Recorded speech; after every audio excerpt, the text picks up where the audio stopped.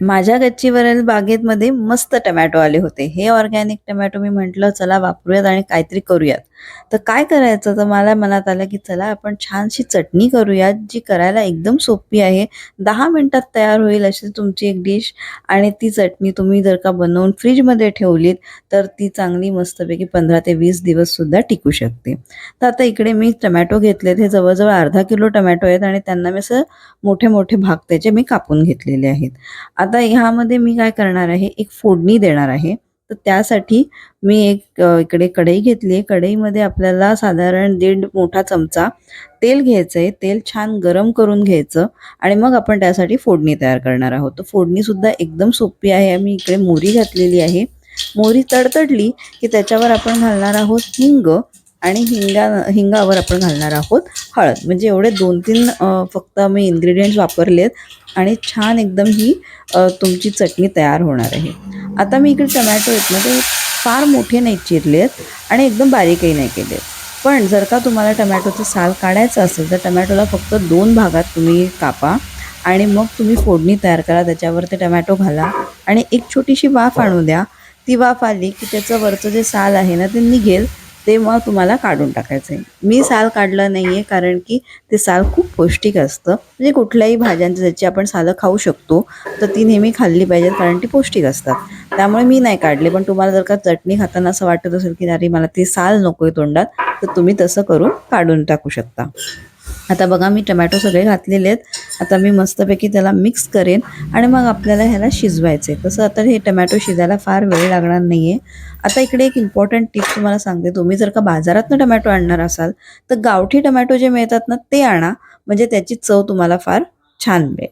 आता मी इकडे मीठ घातलेलं आहे. मीठ घातल्याने कुठली भाजी जी आहे, ती आपलं स्वतःचं पाणी सोडते आणि ती पटकन शिजते. तर त्यामुळे मीठ घालून आपण ह्याला बंद करून शिजवणार आहोत. आता हे बघा, पहिले टोमॅटोला मीठ घातल्यानं त्यांनी किती पाणी सोडले. मग ह्याच्यामध्ये मी लाल तिखट आणि थोडीसं काश्मीरी लाल मिर्च पण घातलेली आहे आणि आता आपण ह्याला शिजवणार आहोत आणि हे जे सगळं पाणी आहे ना, ते नंतर आपल्याला आटवायचं आहे. म्हणजे बघा चटणी किती सोपी आहे.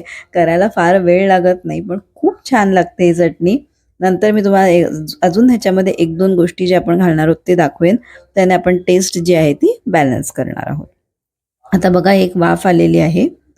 आता मी हे उघडते आणि तुम्हाला दाखवते. हे बघा, असं टोमॅटो जे आहे ना, तो एकदम म्हणजे गळून जातो आणि आपल्याला तसाच शिजवायचा आहे. त्याला एकदम गळून गेला पाहिजे, कारण ही चटणी मी मिक्सरमधनं वगैरे काढणार नाही आहे. अशीच ही आपल्याला चटणी ठेवायची. म्हणजे त्याला एक टेक्स्चर असणार आहे टोमॅटोचं आणि ती चटणी खूप छान लागेल. त्याला मिक्सरमधनं काढायची गरज नाही आहे. त्याला फक्त शिजवायचं व्यवस्थित आणि जे पाणी आहे त्याचं, ते नंतर आपल्याला आटवायचं आहे. आता बघा इकडे परत एक मी छान मस्त वाफ आणलेली आहे आणि 1-2 वाफ आणून मग नंतर आपण त्याला ओपन ह्याच्यामध्ये फक्त त्याचं पाणी आटेस तोपर्यंत शिजवत जायचं आहे. तर हे बघा, तर छान आपलं टोमॅटो जे आहेत ते शिजलेले आहेत. माझ्या ह्याच्यामध्ये तुम्हाला सालं दिसतील, कारण की ती मी काढलेली नाही आहेत. आता हे जे आंबट टोमॅटो आहेत, त्याला आपल्याला थोडंसं बॅलन्स करायला लागेल, म्हणून मी इकडे गूळ वापरलाय. आता माझ्या झाडाचे जे टोमॅटो आहेत, म्हणजे घरचे जे टोमॅटो आहेत, ते थोडे आंबटसर आहेत. त्यामुळे तिथे मी साधारण 1 टेबलस्पून ते 1.5 टेबलस्पून गूळ वापरलेला आहे. पण तुमचे टोमॅटो जसे असतील त्या हिशोबाने तुम्हाला गूळ ॲडजस्ट करायला लागेल. तर त्यामुळे तुम्ही गूळ थोडासा कमी जास्ती करू शकता. गूळ छान त्याच्यामध्ये आपण मिक्स करायचा, म्हणजे तो सगळीकडे छान मिक्स झाला पाहिजे आणि टोमॅटोची जी आपली चटणी आहे ती छान आटली पाहिजे, तिथपर्यंत आपल्याला त्याला शिजवायचं आहे.